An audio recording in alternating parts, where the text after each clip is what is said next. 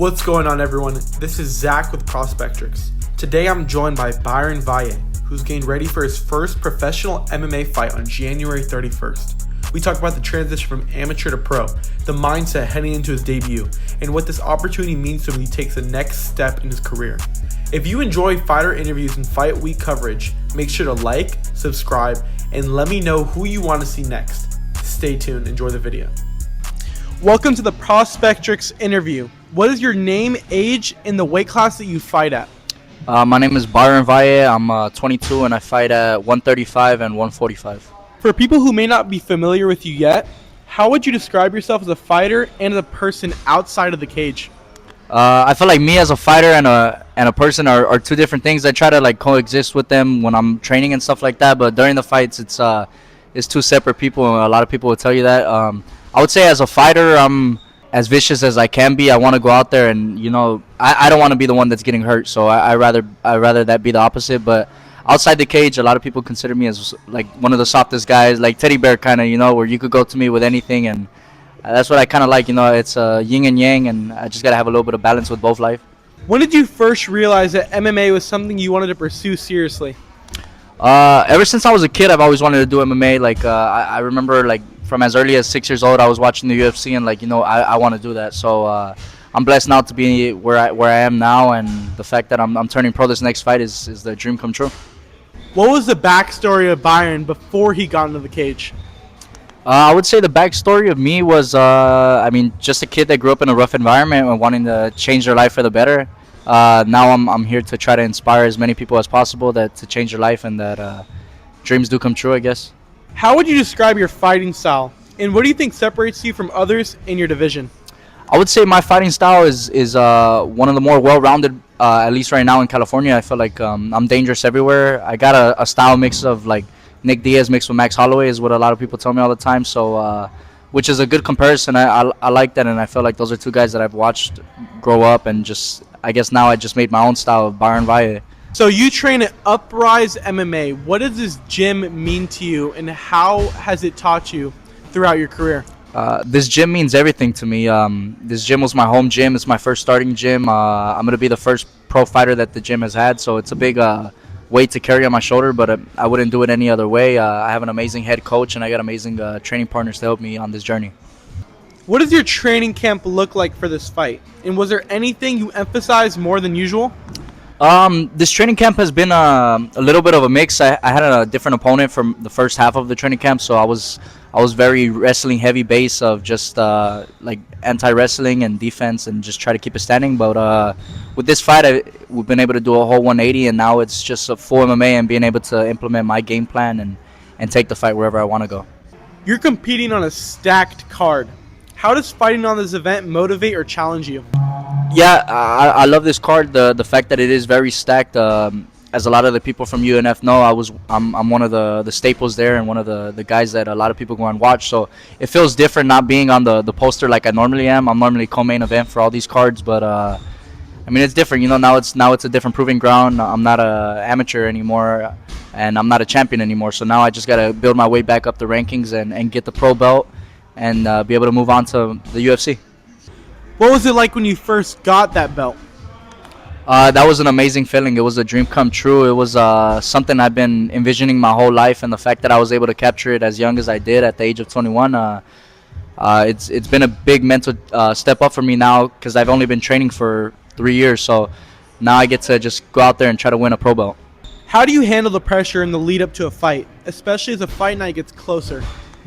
I feel like the pressure to me for some reason fades away. I don't know if I got some reverse psychology or something wrong in my head, but I don't get as nervous as you would expect a lot of people to do. So I feel like once I'm able to step in the cage, everything just goes blank and calm. It's all the hard work that I've been doing here. It's just another regular training session for me. What would you say your biggest strength is whenever you get into the cage?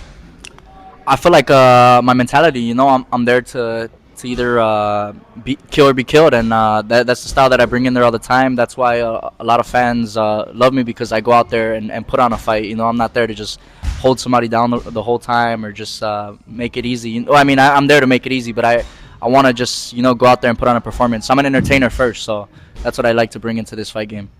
From all the fights that you've ever had, Which one would you say you learned the most from? I would say the only loss I've ever taken is the fight that I learned the most from. I went from being 3-0 and then fighting for my first belt and then losing in a championship fight. Very close split decision, but it was like something that I needed because I had no wrestling prior to that, and that's how I lost, was getting out wrestled. So that changed my life because ever since then I've been on a 3-fight winning streak and all by finish, 2 of them in the first round. So I think it just mentally switched my whole perspective of the game. It is known well that MMA is physically hard. How is it mentally? It's a big mental game. Honestly, I feel like it's more mentally challenging than physically, because if you're not here to wake up every single day and grind and put in the work that you need to, you won't make it in the game. You know, it's a crazy sport. You know, who wants to wake up every single morning and get punched in the face it's not something a lot of people want to do. So, I mean, it's honestly a big challenge, but I feel like as long as you put yourself to it, you can do anything you want. What kind of performance are you aiming to deliver? Are you looking to make a statement or simply get your hand raised?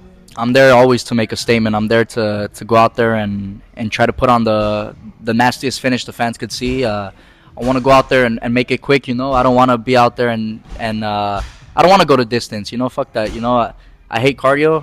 I'm training as much cardio as I can if it is gonna be a war. But why not get out of there and be quick with it and be able to go home and celebrate with my family? How important is it for you to finish fights versus weigh-in decision? I feel like it's super important. A lot of the times, if you're gonna be the best and if you're gonna have a lot of people wanting eyes on you and talking about you, you got to go out there and put on exciting performances. And what's that in the fight game is getting finishes, whether that's by submission or by knockout. And I go out there every single time to go and get a finish. So I feel like it's very important. Who has been the biggest influence on your development as a fighter so far? I would say my head coach. You know, he believed in me when a lot of other people didn't. I came in here saying that I was going to become a champion. I was going to be the first one here to do that. And I mean, going in there, there's probably millions of people, thousands of people that go and tell their coaches that all the time. So it's something that he took the chance on me, and he helped develop me from scratch with zero training. And the fact that I'm here now, I would say he's probably my biggest inspiration. Through all the training camps that you've had and the times you've gone on the mat to train, what keeps you motivated through those hardest parts? I would say it's the promise that I've made to my family and to myself. You know, like I go out there and this is my dream, this is what I want. So it's the promise that I got to keep to myself, even when there's days that you don't want to train or when you're hurting. You know, I want to make it. So that's my promises, and that's what keeps me going. After this performance, where do you see yourself going? What is the short-term goals you have in the long-term goals for 2026 and after? I see myself going 4-0 this year. I want 3 more fights after this one, at least minimum, and I think by next year I get the call to the Contender Series or to the UFC by short notice. So I got very big plans and I got very big standards, but I feel like I always live up to my standards and do what I have planned. So now it's just time to grind and execute that game plan that I got in my head. Prospectrix is about giving more exposure to prospect athletes. What do the fans mean to you as a fighter and as a person? The fans mean everything. You know, I go out there to go and perform for you guys. Every time I hear my name getting chanted in the crowd is one of the best experiences that you could ever do. You know, like it's I feel like a modern day gladiator when I'm in there, and it drives me. So the fans, you guys are super important to me, and that's why I go out there and try to perform as best as I can all the time. Finally, is there anyone you want to thank or any message you want to give to the fans supporting you going into this fight?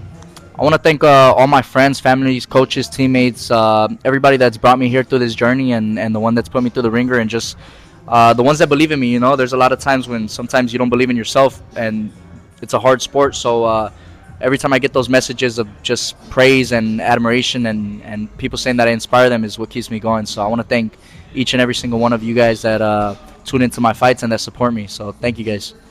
Is there a message that you have for the person that's going to be standing across the cage? Yeah, show up. You've been talking.